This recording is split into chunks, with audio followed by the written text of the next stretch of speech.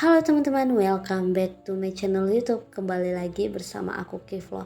Oke teman-teman, terima kasih buat kalian yang udah klik video ini dan terima kasih buat kalian yang udah setia dengerin cerita ini dari awal. Dan ini adalah bukan mungkin sih, tapi memang ending daripada cerita ini. Teman-teman, tanpa menunggu berlama-lama, kita akan menjawab rasa penasaran kalian dan juga rasa penasaranku. Oke, kita langsung aja ke ceritanya. Di malam yang entah keberapa, ibu dari bayi itu tidak bisa tidur. Akibat bayi kecil di sampingnya terus terjaga dan menangis terus-menerus. Si bapak sedang keluar dan tidak ada di rumah. Bayi itu menangis seolah ada sesuatu yang mengganggunya. Sampai terdengar ketukan. Ketukan itu membuat si ibu kebingungan. Tidaklah mungkin bertamu di rumah orang tengah malam seperti ini. Awalnya ia mengabaikan ketukan itu. Namun semakin lama, ketukan itu semakin keras. Diliputi rasa takut, si ibu melangkah ke arah pintu, meninggalkan jabang bayi di dalam kamar. Ketika ia memeriksa siapa yang bertamu malam-malam begini, wajahnya diliputi syok luar biasa. Karena siapa yang bertamu adalah seseorang yang ia kenal.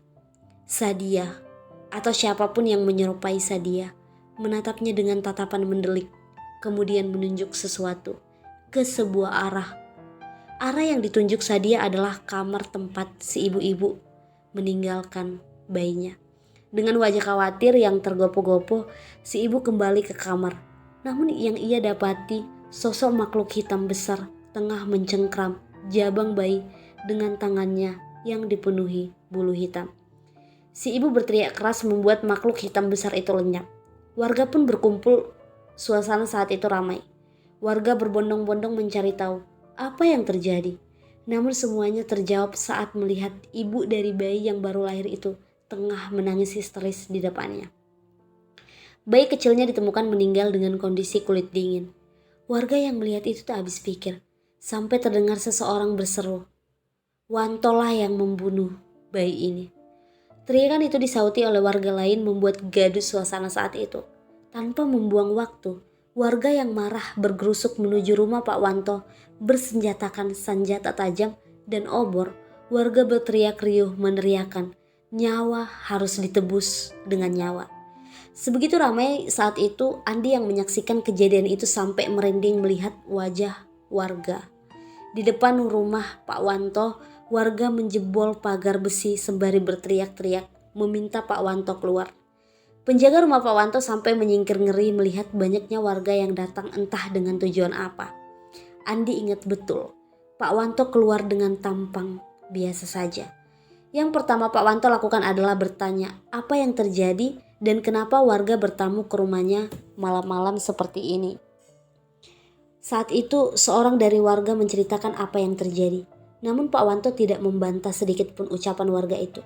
Sebaliknya Pak Wanto malah menantang warga bahwa tidak ada yang bisa mereka lakukan. Ucapan itu membuat warga semakin gusar.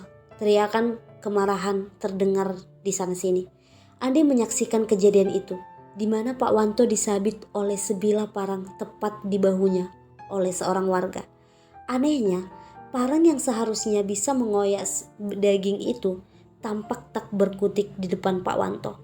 Malah warga yang menyabit parang itu berteriak-teriak seolah sesuatu membuat lengannya menjadi bengkok.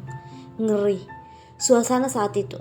Warga pun semakin beringas menghujami Pak Wanto dengan senjata yang mereka bawa. Namun semuanya sia-sia. Tidak ada satu senjata pun yang bisa melukai Pak Wanto. Pak Wanto semakin angkuh dan mencibir warga bahwa tidak satupun orang yang dapat melukainya dengan apa yang mereka bawa. Bahkan sebegitu menantangnya, Pak Wanto sampai menceritakan bahwa ia adalah seorang sakti di kampung ini.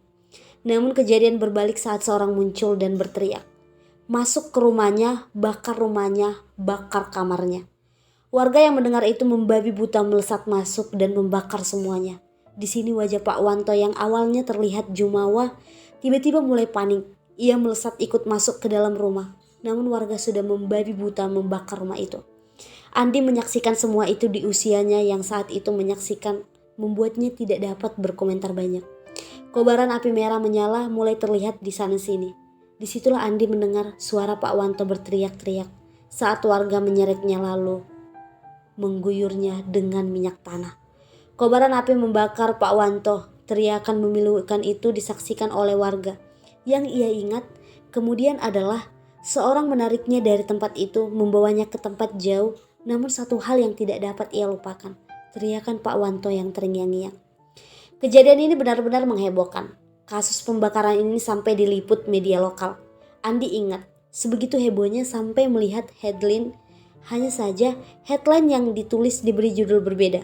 Dukun cabul dibakar warga. Terlepas dari itu, kejadian ini menjadi salah satu kejadian paling mengerikan di desa itu.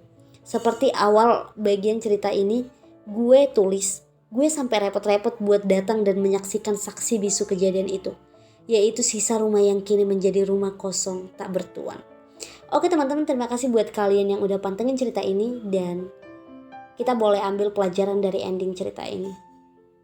Tidak ada sesuatu yang instan. Nyawa harus diganti dengan nyawa. Oke teman-teman, terima kasih buat kalian yang telah mendengarkan. Jangan lupa like, komen, dan subscribe.